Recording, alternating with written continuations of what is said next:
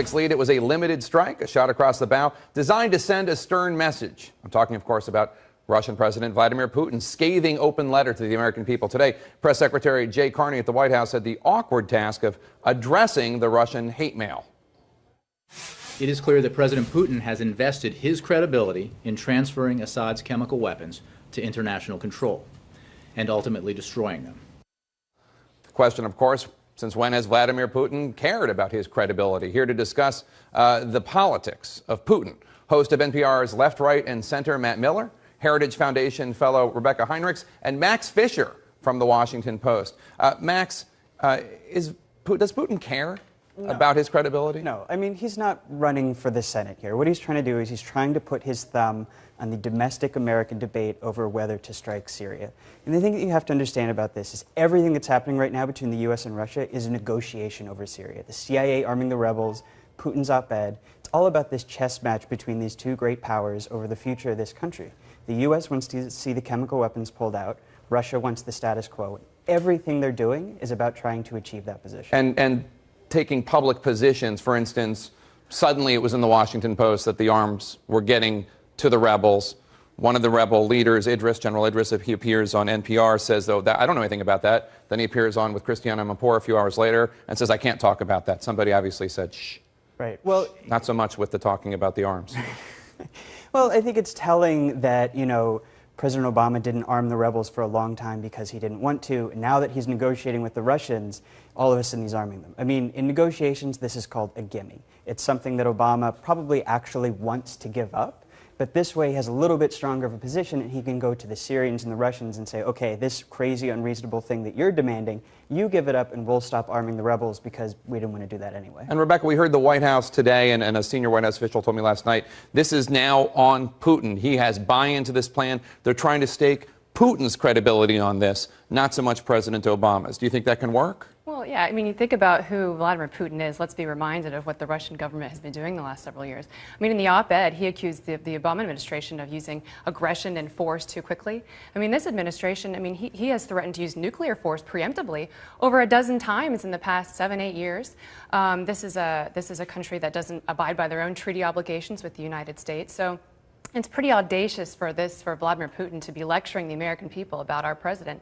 80% of the American people already oppose the military strikes, and for good reason, because our president doesn't have a good military objective or strategy that he's articulated to the American people. And so we're already against it, so we really don't need lectures from Vladimir Putin. And Matt, you say that Putin could actually, theoretically, get a nod from the Nobel community should this work out. Well, look, I mean, Putin is totally in control of this situation. If you read that op-ed, it's actually, if Obama were still running for re-election in 2016, Putin would be outflanking him to his left as kind of the peacenik candidate against the warmonger Obama. And you could argue that Putin, if he pulls off this Syrian thing, will have done more to deserve a peace prize than Obama did when he got the first one just by taking office.